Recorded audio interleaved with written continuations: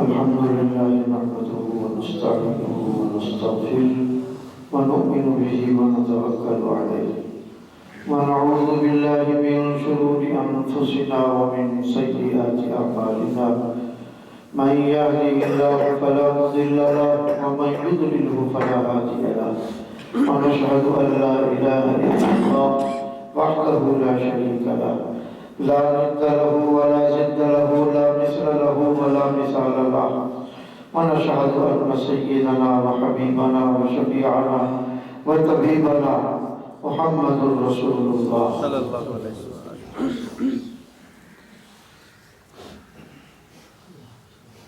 قال الله تبارك وتعالى عز وجل: فأعوذ بالله السميع العليم من الشيطان الرجيم بسم الله الرحمن الرحيم وإذا قيل لهم أنفقوا مما رزقكم الله قال الذين كفروا للذين آمنوا أنطعم من لو يشاء الله أطعمه إن أنتم إلا في ضلال.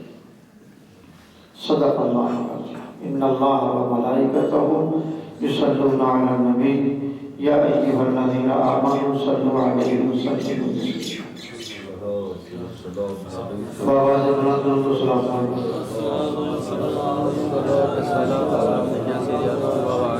بسم الله الرحمن الرحيم. اللهم صل على سيدنا محمد وعلى آل سيدنا محمد وبارك وسلم عدد ما خلق من شيء. السلام عليك أيها النبي ورحمة الله وبركاته. السلام علينا وعلى عباد الله الصالحين. بسم الله والصلاة والسلام على رسول الله صلى الله عليه وآله وسلم. جزا الله عنا سيدنا محمدا صلى الله عليه وآله وسلم آمين.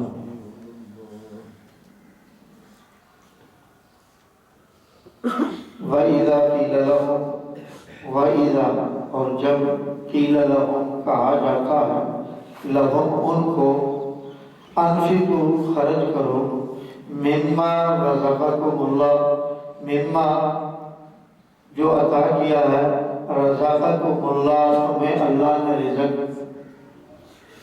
قال الذین کفروا قال کہتے ہیں کفروا کافر للذین آمنوا اہل ایمان کو انطعم کیا ہم کھلائیں من لو یشاء اللہ اللہ تمہیں کیوں نہیں کھلاتا.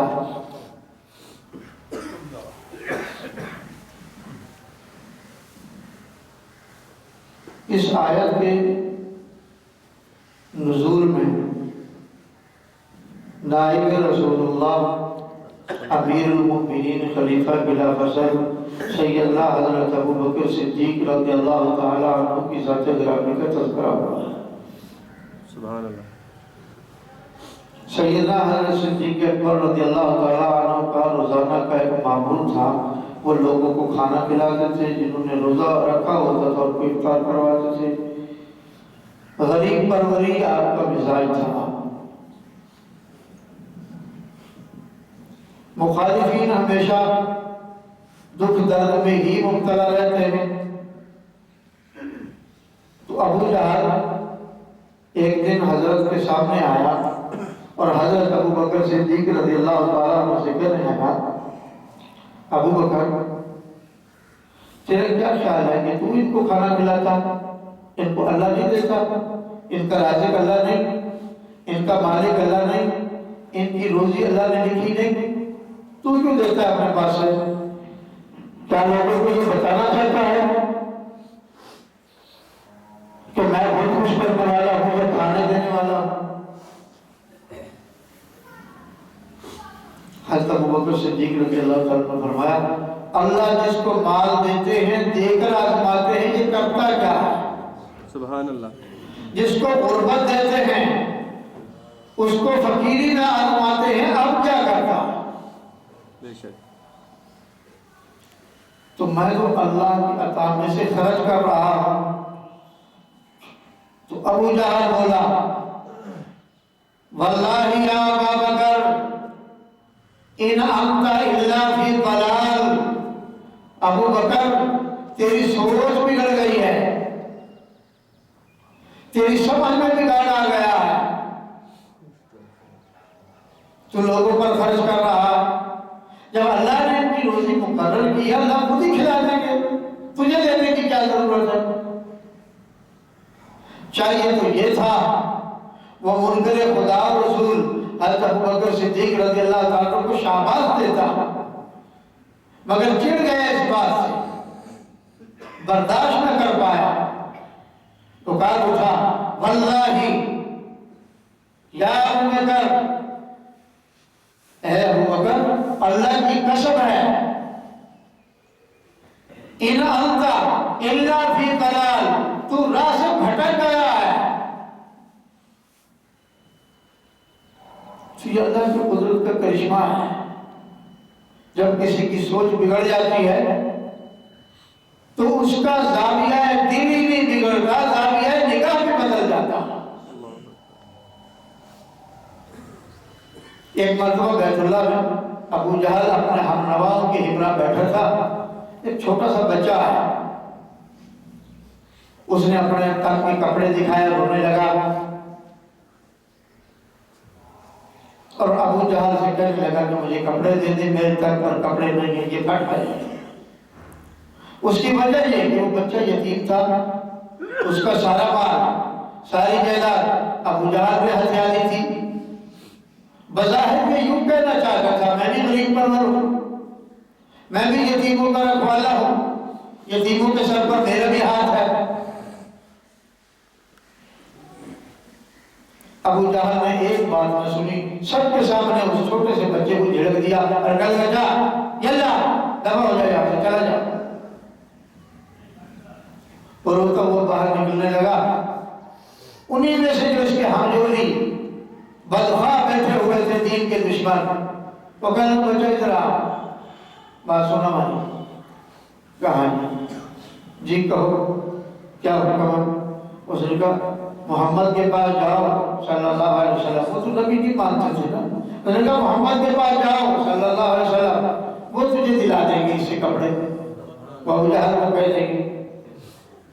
انہوں نے تو تماشا کرنا چاہا نا، حقارت کی نظر سے جو نبوت کو دیکھتے تھے۔ بچے کو پتہ نہیں تھا کہ یہ میرے ساتھ 420 کر رہے ہیں۔ بچہ سیدھا گیا حضور صلی اللہ علیہ وسلم کے مکان پر، دستک دیا، آپ باہر نکلے، اور میں کون ہے؟ یا رسول اللہ میں کیسے آیا بچہ؟ انہوں نے کہا مجھے لوگوں نے بتایا ہے ابو جہل میرا سارا مال ہڑپ کر گیا ہے، سارا کھا گیا ہے، تو میرے تن پر تو کپڑے بھی نہیں ہیں، آپ اس کو کہہ دیں۔ آپ نے فرمایا ٹھیک ہے چلو دونوں چلتے ہیں۔ اب ابو جہل کے گھر میں جانے کے لیے کون سا گاڑی میں سوار ہونے کی ضرورت تھی، یا کہیں دور دراز بستہ تھا، ایک مکان درمیان میں چھوڑ کر تیسرے مکان میں وہ بستہ تھا۔ حضور سرور کون مقام صلی اللہ علیہ وسلم نے بچے کو ساتھ لیا، اس کے گھر پہنچ گئے، وہ سارے بیت اللہ میں بیٹھے تماشا دیکھ رہے ہیں۔ بچہ اور حضور صلی اللہ علیہ وسلم جب اس کے گھر پہنچے، وہ جھٹ سے کھڑا ہو گیا ابو جہل، اور کہنے لگا بھتیجے آئیے آئیے آئیے، اس اجلس اتنی جلسۃ سویہ، میرے پاس بیٹھو، ادھر آ جاؤ۔ چرپائی پر بٹھایا آپ کو بڑے احساس سے، آپ نے فرمایا میں اس لیے آیا ہوں، آپ کے پاس سارا مال اس بچے کا ہے، تو کپڑے کیوں نہیں دیتے؟ اسی میں دے دیتا ہوں، کپڑے کی کوئی بات نہیں، کپڑے دے دیتا ہوں۔ کفار بیت اللہ میں بیٹھے دیکھ رہے تھے یہ حشر نشر کیا ہو رہا، استقبال ہو رہا ہے، چارپائی پر بٹھایا جا رہا ہے، کوئی کھڑا ہے۔ تھوڑی دیر بعد اس نے کپڑے نکالے، اس بچے کے حوالے کر دیے، بچہ کپڑے پہن لے۔ وہ کپڑے بچے نے لیے، خوش خرم ہو گیا، وہ ویڈیو اچھلنے لگا کہ مجھے تو نئے کپڑے مل گئے۔ ابو جہل کو کچھ وقفے کے بعد بیت اللہ میں اپنے ہمجولیوں کے پاس گیا، اپنے یاروں کے پاس گیا، مجلس میں بیٹھا، انہوں نے کہا تو کہتا تھا میں محمد کو نبی نہیں مانتا صلی اللہ علیہ وسلم، میرا اس سے کوئی تعلق نہیں ہے، تم تو اس کا گھر گئے کا استقبال بھی کرتا، چارپائیوں پر بھی بٹھاتا، کھڑا بھی ہوتا ہے اس کے لیے، اس کی بات بھی مانتا ہے، ادھر تو کہتا ہے میرا اس کے ساتھ تعلق ہی کوئی نہیں، تم بھی توڑ دو۔ اور لوگوں کو جو تو مخالفت پر ابھارتا ہے، پھر خود تو اس کا اکرام اور عزت نہ کرنا۔ تو بیت اللہ میں بیٹھ کر ابو جہل نے کہا مجھے اللہ کی قسم ہے میں اس کی احترام میں کھڑا نہیں ہوا، اگر میں نہ اٹھتا کسی بلا نے کسی چیز نے مجھے کانوں سے پکڑ کر اس زور سے کہتا کہ اگر میں بیٹھا رہتا میرے کان ہی نکل جاتا۔ گویا کہ اللہ عز و جل نے اپنے محبوب پاک صاحب العلا سیدنا و مولانا محمد رسول اللہ صلی اللہ علیہ وسلم کے دشمن کو بھی احترام کرنے پر مجبور کر دیا، بات ماننے پر مجبور کر دیا۔ چاہیے تو یہ تھا اپنے ہم مجلسوں میں اپنے یاران محفل میں اس بچے کو دھکا نہ دیتا، کیوں؟ وہاں تو عزت پامال ہوتی تھی، یہاں کیا تھا؟ معلوم ہوا اللہ عز و جل کا جو تعلق اپنے محبوب پاک صاحب العلا صلی اللہ علیہ وسلم کی ذات گرامی کے ساتھ ہے، وہ کسی اور کے ساتھ نہیں ہے۔ یہ جو ہم سمجھے نا ہم کھا رہے ہیں انہیں کی تو خیر کھا رہے ہیں، اپنا کہاں سے آیا؟ کون سا کرتوت ہے جس کی وجہ سے ہمیں رزق دیا جا رہا؟ تو اللہ عز و جل نے ارشاد فرمایا وَإِذَا قِيلَ لَهُمْ أَنْفِقُوا مِمَّا رَزَقَكُمُ اللَّهُ وَإِذَا اور جب قِيلَ لَهُمْ کہا جاتا ہے انفقوا خرچ کرو مما رزقكم اللہ جو اللہ تعالیٰ نے تمہیں رزق دیا ہے، قال الذين كفروا کافر کہتے ہیں للذین آمنوا انطعم من لو یشاء اللہ کیا ہم ان کو کھلائیں جو ایمان لے آئے ہیں؟ ان کا اللہ کہاں گیا ہے ان کو کھلائے؟ چاہیے یہ کہ اللہ ان کو کھلائے، ہم ان کو کچھ بھی نہ دیں۔ تو یہاں آپ دیکھ لیں کہ ایک دلیل مل گئی کہ حضور سرور قول مقام صلی اللہ علیہ وسلم جس بچے کو لے کر گئے ہیں اس کو کپڑے دینے پر مجبور ہو گیا۔ یہ جو ہم ایصال ثواب کی صورت بناتے ہیں یہ ایک وقت ہے، جذبات ہے، اسی وقت ایصال ثواب ہوتا ہے، اس کے بعد کچھ نہیں ہوتا۔ جو لوگ کہتے ہیں نا ایصال ثواب کرنے کے لیے مسجد بنا دو، فلاں چیز بنا دو، فلاں چیز بنا دو، کسی سے نہیں بنتی الا ماشاءاللہ، کسی نے بنائی ہو اس کا نام مجھے بھی بتاؤ کہ اس نے کیا چیز بنا دی ہے۔ کیوں؟ اہل ثروت اہل مال تو یہ کچھ کام کر سکتے، غریب آدمی کچھ بھی نہیں کر سکتا، وہ تو مسجد میں رہن بھی نہیں رکھ سکتا۔ جس آدمی کو تھوڑا سا کرنے کی بھی توفیق نہیں ہے وہ زیادہ کیسے کر لے گا؟ اس کو کوئی مدرسہ بنا دے، مسجد بنا دے، مشکل ہے بیچارہ۔ ہاں یہ بہت بڑے اینٹ لے دے 10 اینٹ، یہ تو ممکن ہے۔ تو دوسرا یہ خیال کہ دنیا سے جانے کے بعد کوئی آتا نہیں، دنیا سے جانے کے بعد اس کی زندگی منقطع ہو جاتی ہے، وہ ختم ہو جاتا ہے۔ سورہ یاسین میں یہ واقعہ پڑھنے پیچھے سے شروع ہو جائے وجاء من اقصى المدينة رجل يسعى قال يا قوم اتبعوا المرسلين اتبعوا من لا يسألكم أجرا وهم مهتدون۔ آگے مالیہ شروع ہوا، اس کا ترجمہ کوئی پڑھ لیں یا قاری صاحبان سے پوچھے، سارا ترجمہ تو میرے پاس ممکن نہیں ہے اس وقت کر دو۔ انی آمنت بربکم فاسمعوا، جو دوڑتا ہوا آدمی آیا تھا اس نے یہ بات کہی اپنے قوم والوں کو، انی آمنت، انی میں آمنت ایمان لے آیا بربی کو تمہارے رب پر، فاسمعوا میری بات سن لو۔ نتیجہ کیا نکلا؟ بجائے بات سننے کے اس کی جان پہ درپے ہو گئے، اس کو قتل کر دیا۔ وہ درجہ شہادت پر فائز ہوا تو اللہ تعالیٰ نے ڈائریکٹ ارشاد قیل ادخلوا الجنہ، میرے بندے چل جنت میں، داخل ہو جائے جنت میں، چلا جائے جنت میں۔ قال یا لیت قومی یعلمون، قال کہنے لگا، وہ جو گیا تھا جس کو شہید کر دیا تھا وہ بات کر رہا ہے، کہہ رہا ہے، قال کہتا ہے یا قوم، اور میری قوم اور میری برادری اور میرے خاندان اور میرے شہر والوں، مجھے تو اللہ تعالیٰ نے فائز البرام کر دیا، جنت میں مجھے تو عزت کر دیا، کہتے زندہ نہیں رہتا، روح کہاں مرتی ہے؟ اللہ کا امر ہے یسألونک عن الروح قل الروح من امر ربی، یہ امر رب ہے، امر رب کو ختم ہی نہیں ہوتا۔ جب روح مرتی نہیں ہے تو پھر اپنا کام تو کرتی۔ رہی بات یہ کہ وہ بات نہیں کرتا، یہاں کون بات کر رہے ہیں؟ روح بات کر رہی ہے، کون بات کر رہا ہے؟ نہیں سمجھے بات؟ یہاں بھی تو وہی بات کر رہی ہے نا، اور کون بات کر رہا ہے؟ جب اس کو کہا تو جنت میں داخل ہو جو، وہ جنت میں چلا گیا، جنت میں داخل ہو گیا، اللہ نے اس کو داخل کر دیا۔ تو اللہ عز و جل نے ارواح کو پیدا کرنے کے بعد ان کا سلسلہ دنیا سے بھی قائم رکھا، آخرت سے بھی قائم رکھا۔ یہاں مثال کے طور پر آپ نیکی کر رہے ہیں، آپ کا آخرت سے تعلق ہے، آپ کھیتی باڑی کر رہے ہیں، دنیا سے آپ کا تعلق ہے۔ جانے والا کھیتی باڑی کرنے نہیں آتا، وہ نیکی کمانے آتا، اس کی خواہش بھی یہی ہوتی ہے لعلی اعمل صالحا فیما ترکت کلا، میرا جی چاہتے جو چھوڑا ہے وہ لے آؤ، کلا نہیں اب نہیں جا سکتا۔ کیا مطلب؟ جسم کے ساتھ نہیں جا سکتے، یہ نہیں کہ روح نہیں جا سکتی۔ انہا کلمۃ، یہ کلمات جو ہیں ہوا قائلها، اس کے ہے جو جانے کا خود قائل ہے کہ میں چلا جاؤں، مگر قرآن نے خود ارشاد فرمایا وَلَوْ رُدُّوهُ لَعَادُوا لِمَا نُهُوا عَنْهُ، اگر اس کو بھیج دیا جائے وہی کرتوت کر کے آئے جو پہلے کرتا رہا۔ اب ہم کہاں سے آئے؟ اسی عالم ارواح سے آئے۔ یہاں تک بات ساری بھول گئے، اپنی اپنی پڑھ گئے۔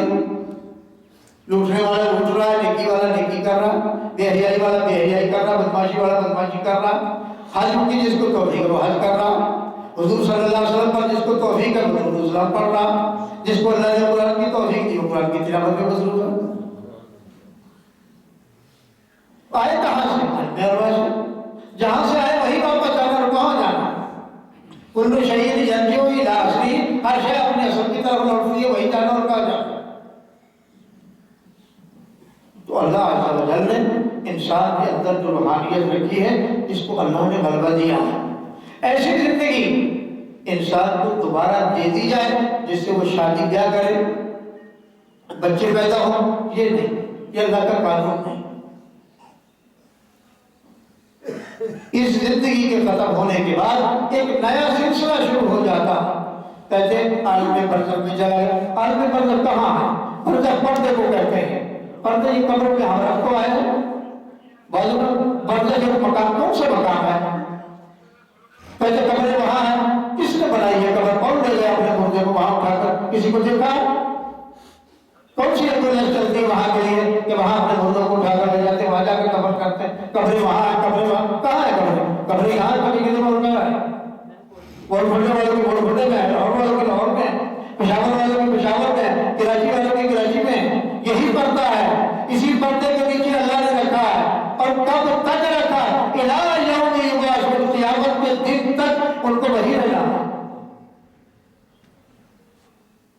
ان کا وجود وہی رہے گا، اور کہاں جا رہا ہے؟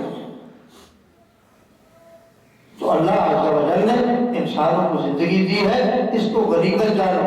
جانے کے بعد اختیار ختم ہو جاتا ہے انسان کا، اس کی ملکیت تقسیم ہو جاتی ہے، اس کی اولاد مال تقسیم کر لیتی ہے، جائیداد تقسیم کر لیتی ہے، مویشیوں کو تقسیم کر لیتی ہے، بچے آپس میں الگ الگ ہو جاتے ہیں۔ جب تک زندہ ہے ملکیت اس کے نام ہے، جائیداد اس کے نام ہے، پلاٹ اس کے نام ہے، پراپرٹی اس کے نام ہے، چلا جائے سب نے تقسیم کر لی۔ اگر نہیں جائیداد تقسیم ہوئی، نہ ہوگی قیامت تک، وہ آمنہ بلال عبداللہ کے کام سید الاولین والآخرین صلی اللہ علیہ وسلم ہے، جن کو اللہ نے اب کی حیات دی ہے۔ حیات کی وجہ سے آپ کی ازواج کے ساتھ نہ شادی ہو سکتی ہے، نہ آپ کا مال کو تقسیم ہو سکتا ہے۔ یہ حیات نبی کی دلیل ہے کہ حضور صلی اللہ علیہ وسلم اپنی قبر اطہار میں حیات ہے۔ بے شک، سبحان اللہ۔ جس کا یہ عقیدہ نہ ہو، یہ ارتداد اور کفر ہے، الحاد ہے، اپنے آپ کو مرتد کرنا ہے اور جہنم میں جانے کی تیاری کرنا ہے۔ اور پھر حدیث میں ہے حضور صلی اللہ علیہ وسلم نے ارشاد فرمایا، میرے منبر سے لے کر یہ بخاری بخاری کی روایت ہے، میرے ممبر سے لے کر میرے مکان تک جہاں آپ کا گوشہ ہے، آپ ہی جہاں آپ لیٹے ہوئے ہیں، جہاں آپ کا مزار مبارک ہے، آپ نے فرمایا وہاں بڑی نبی تھی وَمِنْبَرِ رَوْضَةٌ مِّن رِيَاضِ الْجَنَّةِ اور كما قال صلی اللہ علیہ وسلم، میرے ممبر سے لے کر میرے مکان تک یہ جنت کا ٹکڑا ہے۔ سبحان اللہ۔ جنت میں مردے رہتے ہیں، جنت مردوں کے لیے بنی ہے، کون سا مردہ ہے جو جنت میں رہتا ہے؟ وہ اہل ایمان میں سے تھے جن کو اللہ نے کہا قیل ادخلوا الجنہ، چل جائے جنت میں، اور زندہ تھا تو گیا جنت میں، نہ ہو تو جنت میں کیسے جاتا؟ بے شک، سبحان اللہ۔ روح کو تو خاتمہ ہے ہی نہیں، روح ہمیشہ باقی رہنے والی، یہ اللہ کا امر ہے، نہیں پتہ ہوگا۔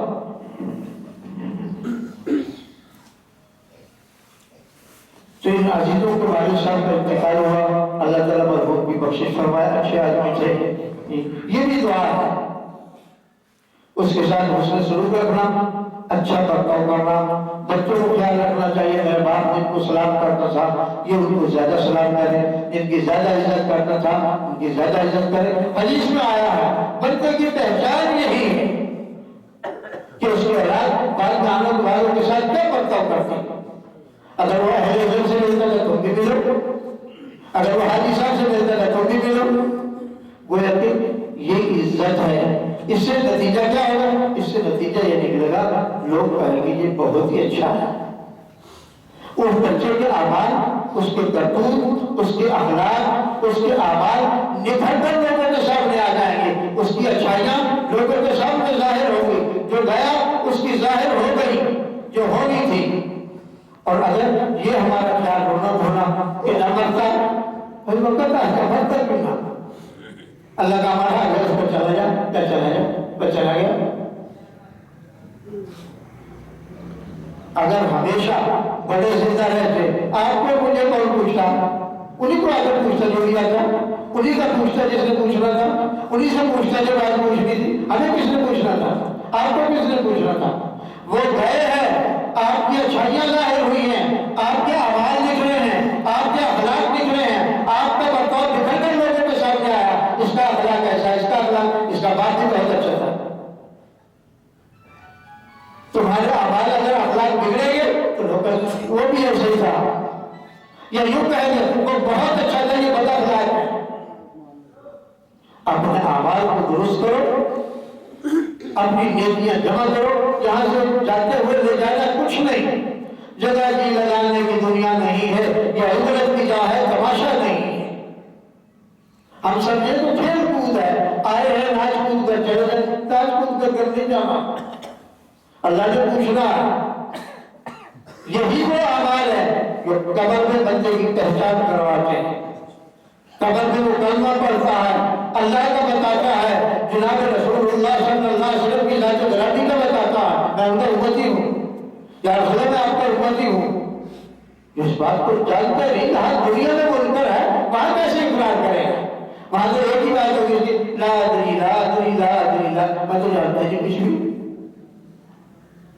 گھاس کاٹنے نہیں آئے، گھاس ہماری زندگی کی ضروریات میں سے ہے۔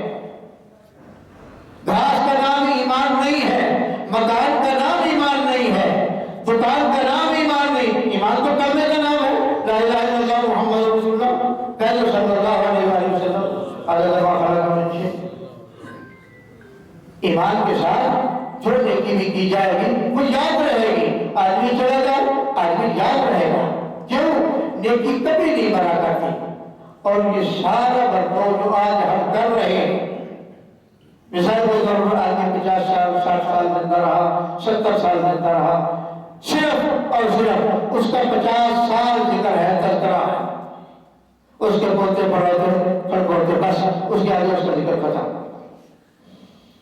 اللہ ماشاءاللہ کو بہت بڑا آدمی ہو تو نسل اور بعد نسل کتابوں میں لکھا جا چکے اس کا ذکر باقی رہے۔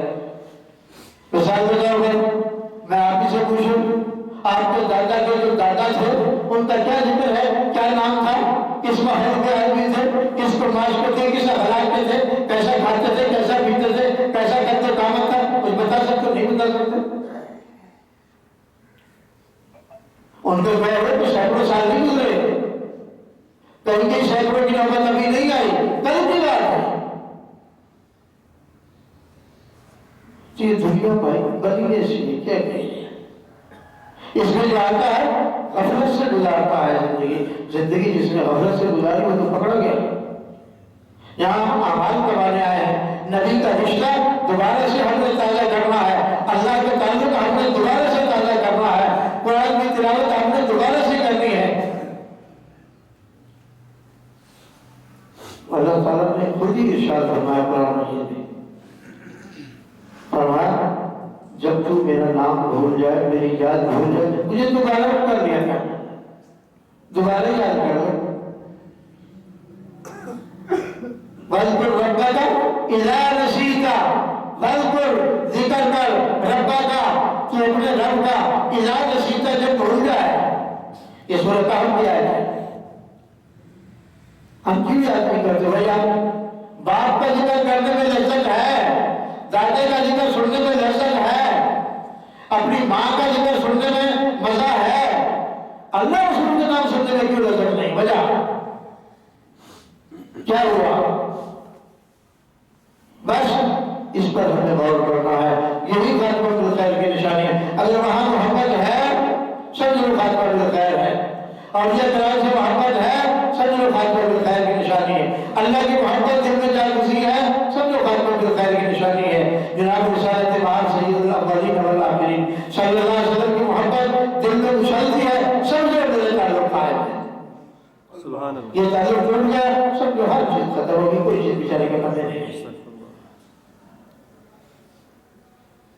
تو آیت کریمہ میں نے تلاوت کی، اس میں اللہ عز و جل نے جو ارشاد فرمایا وہ گمراہ لوگوں کا بھی تذکرہ کیا، اہل ایمان کا بھی کیا۔ اور پہلے رکوع میں ارشاد ہے الذین یؤمنون بالغیب ویقیمون الصلاۃ ومما رزقناہم ينفقون۔ الذین جو لوگ یؤمنون ایمان لائے، بالغیب بغیر دیکھے، ویقیمون الصلاۃ اور انہوں نے نماز قائم کی، ومما رزقناہم ينفقون اللہ کے لیے میں سے خرچ کرتے ہیں۔ قرآن میں ایک ارشاد ہے جس نے نیکی کی اپنے لیے کی نا، نیت تو اللہ کی رضا کی تھی، نیکی تو اپنے لیے کی نا، تو آخرت میں مل جائے گی۔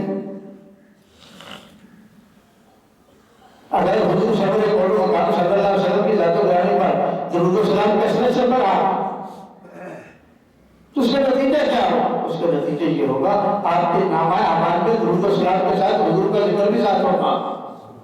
تو یہ بندہ درود پڑھ رہا ہے، آپ نے اپنا نامہ اعمال میں نہیں کیا ہے، حضور صلی اللہ علیہ وسلم تو آپ کے درود کے محتاج نہیں ہیں، آپ کے سلام کے محتاج نہیں ہیں، ان کو تو اللہ تعالیٰ نے اپنے ایسے بلند کر رکھا ہے تو جہاں احتیاج ہی نہیں ہے۔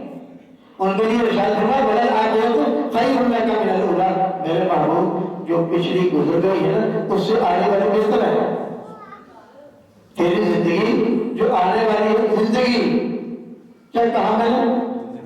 تو قاری صاحب سے آپ کی آیت بھی پوچھنے اور دیکھ بھی دیں بلل آخرت خیر لک من الاولی، جو پچھلی حیات آپ کی گزری ہے، جو زندگی مبارک آپ کی گزری ہے، آنے والی اس سے کہیں بہتر ہے۔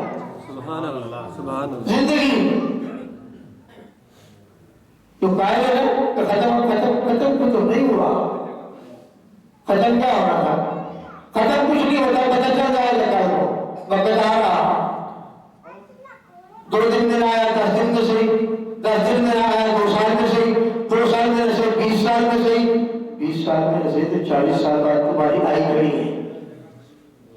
اور حضور صلی اللہ علیہ وسلم نے ارشاد فرمایا من قام یوم القیامہ او کما قال صلی اللہ علیہ وسلم، جو مر گیا اس کی قیامت قائم ہو گئی۔